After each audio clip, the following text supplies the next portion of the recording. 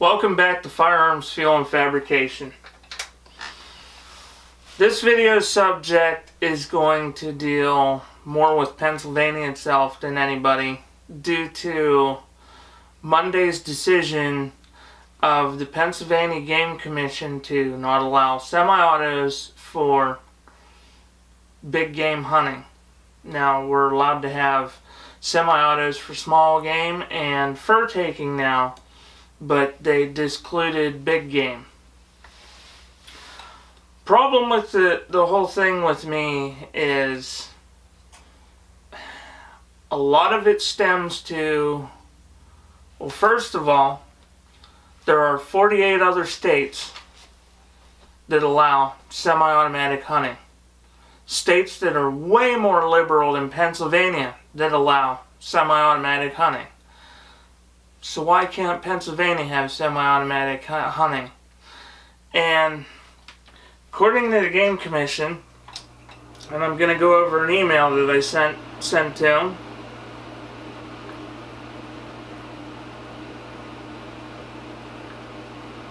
I sent them an email.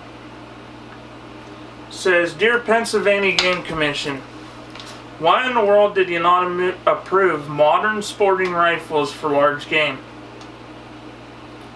If you had, that would have made Pennsylvania the 49th state to approve it. Think it's a little ridiculous we cannot use semi-autos to hunt. You act like it would be a war zone in the woods, but it works just fine in 48 other states. Their response to me was, thank you for your correspondence. The board voted to allow use of semi-automatic rifles for hunting fur bearers and small game and woodchucks. The board did not extend semi-automatic usage to big game hunting at this time due to a survey that showed a majority of Pennsylvania hunters were opposed to the proposal. I replied to them that I hunt every year and I did not see said survey. Also, there's a huge uproar on social media, which there has been a lot on social media. And I personally know several hunters that also did not see said survey. My wife is on the mailing list for the Game Commission. She did not receive the survey, and she gets a lot of correspondence from the Game Commission. So, who got the survey? Did you get the survey? How many of you are Pennsylvania hunters? Tell me, did you get a survey? Because I know I'm a Pennsylvania hunter, and I did not get the survey.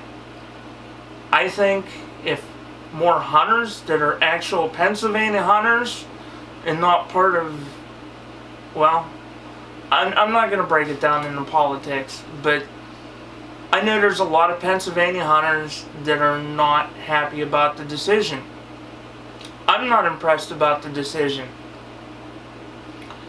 Now, I know there's a lot of Pennsylvania hunters out there that agree with the policy that we should not have it. And the problem is you guys don't have experience with semi-automatic rifles. And you guys act like we're going to go out in the woods and hunt like this. Ah!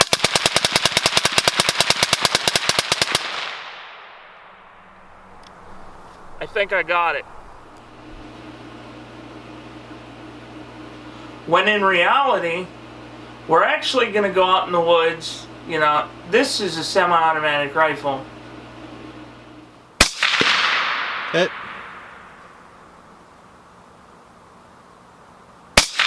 Hit. Going to a 4-inch. Hit.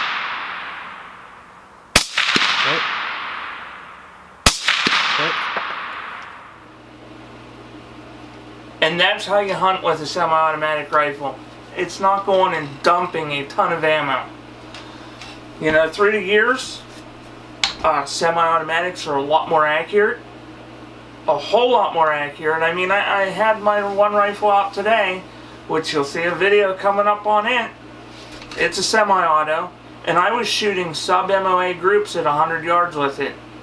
It's an extremely accurate rifle.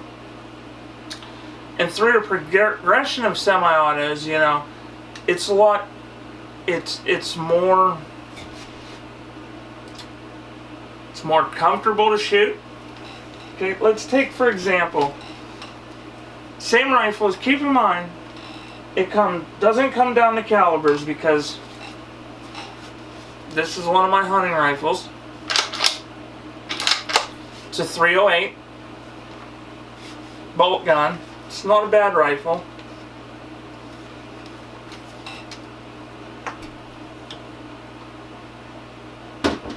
But this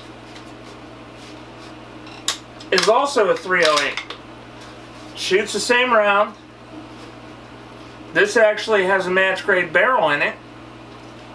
One thing about these semi-automatic rifles is they're a lot more ergonomic, a lot more comfortable, and it's a lot easier to get a better shot with them. So chances are it's still one bullet, one kill. You're still using the same rounds. 308 rounds that are back here. It still comes down to one bullet, one kill. And it's actually probably better because in the case, it's more humanitarian in the fact that I'll put it this way. And this is how it's more humanitarian. Bolt gun. Say I line up and take my shot. I hit a deer and I wound it. Now I gotta run the bolt. Possible jam. You know, running a bolt. I've had issues running a bolt under stress, in the woods, adrenaline pumping, start stumbling around. I actually had a deer one year, and I wasn't even using a bolt gun, I was using a pump gun. I racked it back, I went to rack it forward, and it locked up on me in the middle of the rack forward. The deer got up, and I had to go track the deer. The deer suffered while it was injured. Finally found the deer and took care of it, but it had to suffer. Something like this, you take your one shot, it hits, you hit it, it drops, it's wounded, it goes to get back up and run. The gun has done it for me. I immediately have a follow-up shot. I can make sure that animal does not suffer a lot quicker with this than that. Also with this, when I hit the animal, I don't have to drop my shot, move my hands or anything. I'm prepared for the follow-up shot. A bolt gun, you got a manual of arms, you got to rack it. In the racket, you got to get your face out of the way. So you got to hold it, rack it, and get back in there. You're giving the animal a lot more time to get away.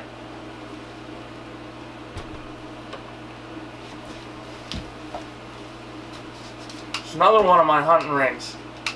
This one's more ergonomic, but I've had to do a lot of work to it to make it more ergonomic to where it's more comfortable to hunt with. Costs a lot more money to do this. That's 300 blackout. This is also 300 blackout. This is pretty much a standard AR. Other than the choice of optic, I wouldn't use a red dot for hunting. But it's a lot more ergonomic, a lot more comfortable. And it's a lighter gun than carrying that gun. And it's just as accurate.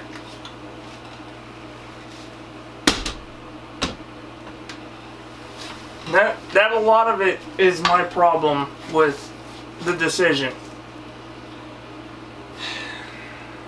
I know there's a lot of you hunters out there that want the decision changed. I want the decision changed. We still have a chance. I've been getting letters from the NRA, along with other letters from other places. There's going to be more voting in June on the rulemaking coming up. Now's a chance for you guys to make the change. You're going to have to make your voice be heard. I'm going to have links down below to contact the Game Commission in your areas. Make your voices be heard. Make sure you send them letters. Make sure you tell them. Make sure you just absolutely knock their doors down. Letters, phone calls. Let them know you want the decision for big game hunting with semi-auto rifles to be changed. Those links will be down below. I don't say this a lot in my videos, but I'm going to say it in this one. You like the content in my video? Like it. Share this video. Get the word out to as many hunters as you can to get these links available and get them to contact the Game Commission. Make sure they are heard that Pennsylvania hunters want to use semi-autos for big game. There's no reason we should not have it. If they want to limit us to 5 rounds, fantastic. Limit us to 5 rounds. That's not a big deal. I only need 1. And if I do make a mistake, I need a second. If you need more than that, you shouldn't be hunting in the woods. Thanks for watching this video, guys. You guys have a good day.